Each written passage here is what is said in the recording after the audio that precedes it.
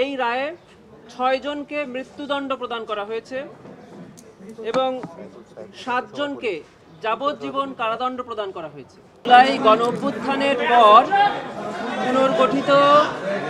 পুনর্গঠিত আন্তর্জাতিক অপরাধ ট্রাইব্যুনাল ২-এর প্রথম রায় অনুষ্ঠিত হয়েছে। এটি একটি ঐতিহাসিক দিন। আপনারা জানেন যে জুলাই গণ অভ্যুত্থান চলাকালে যে নৃশংস ঘটনা ৫ই আগস্ট আশুলিয়া এলাকাতে ঘটেছিল, আমরা এর আগেও বলেছি যে এটা পৃথিবীর নৃশংস ঘটনার মধ্যে অন্যতম। হিটলারের গ্যাস চেম্বারে মানুষদেরকে জ্বালিয়ে দেওয়ার পরেই এইটাকে নৃশংস ঘটনা হিসেবে বলা যায়। আশুলিয়াতে এই ৬ জনকে ৫ই আগস্ট হত্যা করে তাদের লাশ পুড়িয়ে দেওয়া হয় পরিকল্পিতভাবে। সেই মামলার রায় আজকে আন্তর্জাতিক অপরাধ ট্রাইব্যুনাল ২ প্রকাশ করেছেন, ঘোষণা করেছেন, এবং এটি আন্তর্জাতিক অপরাধ ট্রাইব্যুনাল ২-এর প্রথম রায়। এই রায়ে ৬ জনকে মৃত্যুদণ্ড প্রদান করা হয়েছে এবং ৭ জনকে যাবজ্জীবন কারাদণ্ড প্রদান করা হয়েছে এবং ২ জনকে ৭ বছরের সশ্রম কারাদণ্ড প্রদান করা হয়েছে এবং ১ জনকে, যিনি অ্যাপ্রুভার হয়েছিলেন, তাকে ক্ষমা করে দেওয়া হয়েছে। Learned senior prosecutor Mizanul Islam sir আসামিদের নাম এবং তাদের কাকে কি শাস্তি প্রদান করা হয়েছে উনি আপনাদের সামনে এখন বর্ণনা করবেন। আপনাদেরকে আরেকটু যোগ করি, এখানে শুধুমাত্র আশুলিয়ায় ৫ জন মৃত অর্থাৎ হত্যাকাণ্ডের শিকার ৫ জন এবং ১ জনকে জ্বালিয়ে দেওয়ার, জীবিতকে জ্বালিয়ে দেওয়ার ঘটনা নয়, তার আগের দিন বাইপাইলে আর একজনকে হত্যার চার্জও এই মামলায় ছিল। শাহাবুল ইসলামকে হত্যা করার চার্জ ছিল। এই মামলায় যাদেরকে মৃত্যুদণ্ড দেওয়া হয়েছে তারা হলেন স্থানীয় এমপি, তৎকালীন স্থানীয় এমপি সাইফুল ইসলাম, ওসি আশুলিয়া থানা AFM শাহেদ রনি, আব্দুল মালেক ASI বিশ্বজিৎ সাহা, কনস্টেবল মুকুল চোকদার এবং যুবলীগের সদস্য রনি ভূঁইয়া। এদেরকে মৃত্যুদণ্ড দেওয়া হয়েছে এদের বিরুদ্ধে অভিযোগ প্রমাণিত হওয়ায়।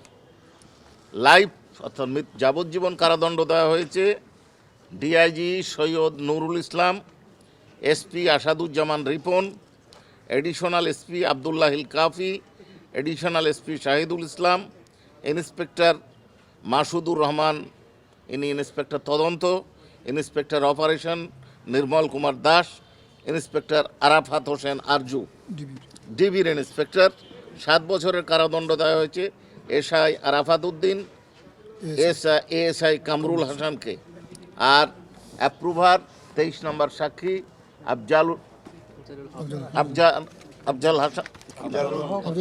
আফজালুল হোসেন, তাকে ফুল অ্যান্ড ট্রু ডিসক্লোজার করার কারণে মুক্তি দেওয়া হয়েছে ক্ষমা করার মাধ্যমে।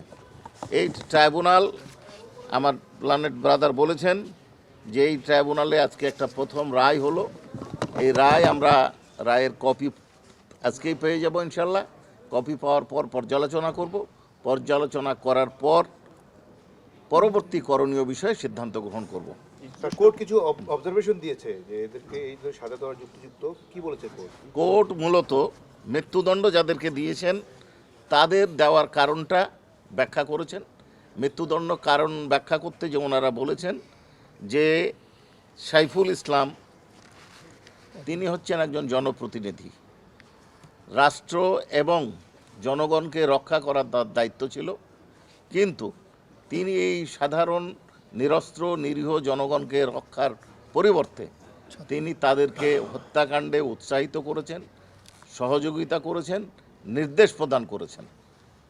আর বিশেষত ওসির ব্যাপারে যে বক্তব্যটা আসছে সেটা হচ্ছে যে তার কম্পাউন্ডের মধ্যে তার উপস্থিতিতে এবং তিনি কাউকে নিবৃত্ত করেননি, এই জীবিত এবং মৃতদেরকে জ্বালিয়ে দেওয়ায় সহায়তা করেছেন, নেতৃত্ব দিয়েছেন, নির্দেশও দিয়েছেন। এবং তিনি যদি এই কাজ নিবৃত্ত করার চেষ্টা করতেন তাহলে অবশ্যই এটা বন্ধ করতে পারতেন। যেটা জি বলুন।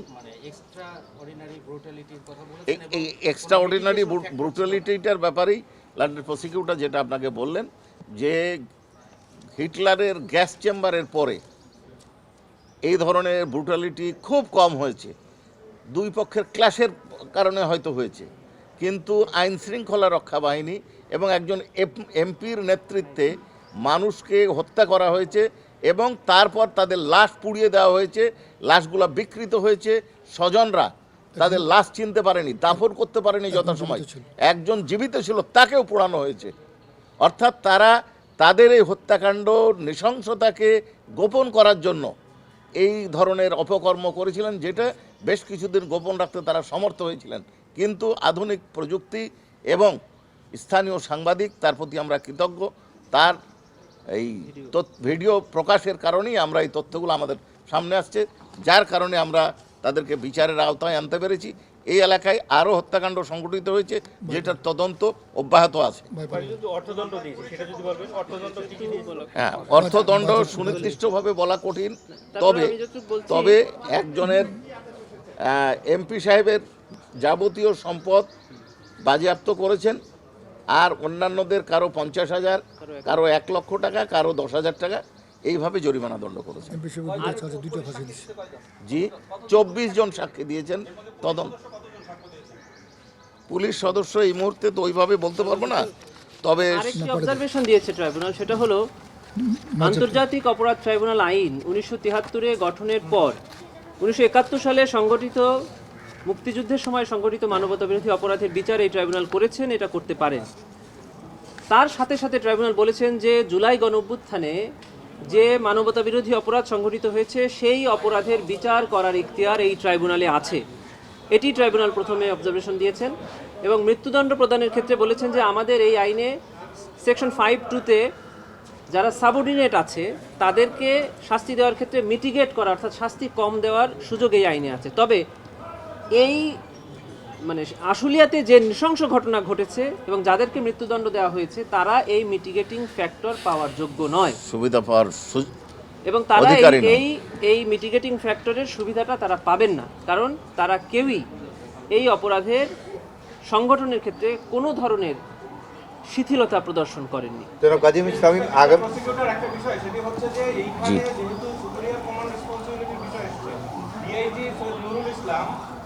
তাকে দেখলাম যাবজ্জীবন দেওয়া হয়েছে এবং আসামি পক্ষ থেকে এর আগে অভিযোগ এসেছিল তদন্ত কর্মকর্তার বিরুদ্ধে।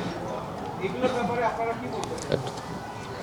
এ ব্যাপারে আপনাদেরকে আমরা যেটা বলি, প্রথমেই আপনাদেরকে বলেছি যে আমরা জাজমেন্টের কপি সংগ্রহ করব, অবজারভেশন সম্পূর্ণ দেখব, তারপরে ব্যবস্থা নিব। তবে আপাত দৃষ্টিতে মনে হচ্ছে এই যাদের যাবজ্জীবন দেওয়া হয়েছে তারা সুপিরিয়র যে ডিআইজি, এসপি, এডিশনাল এসপি, এরা ঘটনাস্থলে ছিলেন না, সম্ভবত এই বিবেচনা করেছেন ট্রাইব্যুনাল। কিন্তু আমরা তাদের সংশ্লিষ্টতা যথার্থভাবে প্রমাণ করতে সক্ষম হয়েছি এ বিষয়ে, এবং ওনারা প্রমাণের সাথে একমত হয়েছেন। আমরা যে সাক্ষ্য উপস্থাপন করেছি দোষী এটার সাথে একমত হয়েছে, কিন্তু সেন্টেন্সিং ক্ষেত্রে কারণ এই লাশ পোড়ানোর সময় তারা উপস্থিত ছিলেন কিনা এই বিষয়টি হয়তো বিবেচনায় নিয়েছেন। তারপরে আমরা জাজমেন্ট দেখব, দেখার পরে সিদ্ধান্ত নেব। জি, আচ্ছা, নেন জি, ধরেন জি। আজকে আন্তর্জাতিক অপরাধ ট্রাইব্যুনাল 2 তার প্রথম রায়ে ঘোষণা করেছেন। সেই রায়ে মোট আসামি ছিল 16 জন। তার মধ্যে অন্যতম ছিলেন স্থানীয় এমপি সাইফুল ইসলাম, তাকে মৃত্যুদণ্ড দেওয়া হয়েছে। আশুলিয়া থানার ওসি AFM শাহেদ রনিকে মৃত্যুদণ্ড দেওয়া হয়েছে। SI আব্দুল মালেককে মৃত্যুদণ্ড দেওয়া হয়েছে। ASI বিশ্বজিৎ শাহকে মৃত্যুদণ্ড দেওয়া হয়েছে। কনস্টেবল মুকুল চোকদারকে মৃত্যুদণ্ড দেওয়া হয়েছে। রনি ভূঁইয়া যুবলীগ সদস্য, তার মৃত্যুদণ্ড দেওয়া হয়েছে। যাবজ্জীবন কারাদণ্ড, অর্থাৎ মোট 6 জনের মৃত্যুদণ্ড দেওয়া হয়েছে। যাবজ্জীবন কারাদণ্ড দেওয়া হয়েছে 7 জনকে।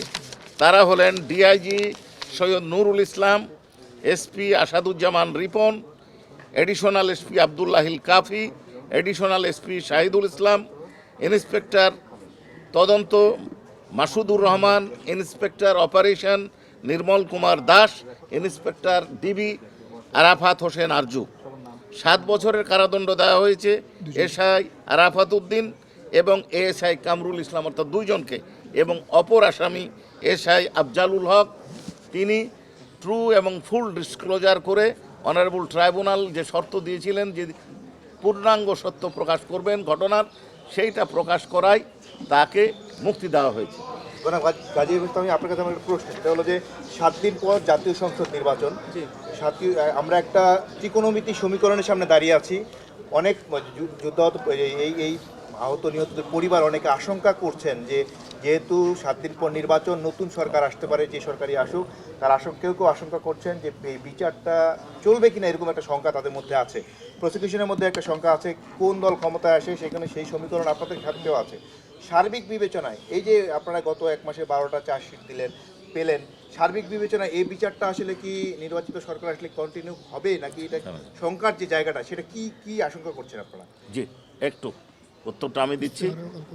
আমরা প্রসিকিউটরগণ এই ব্যাপারে চিন্তিত নই, বিভ্রান্ত নই, এবং আমরা মনে করি না যে প্রসিকিউশন সরকার পরিবর্তনের কারণে বা প্রসিকিউশনের কোনো সদস্য পরিবর্তন হলে বা না হলে বিচার প্রক্রিয়া স্থিমিত হয়ে যাবে বা থেমে যাবে বা ধীরগতি হবে, এটা আমরা মনে করি না।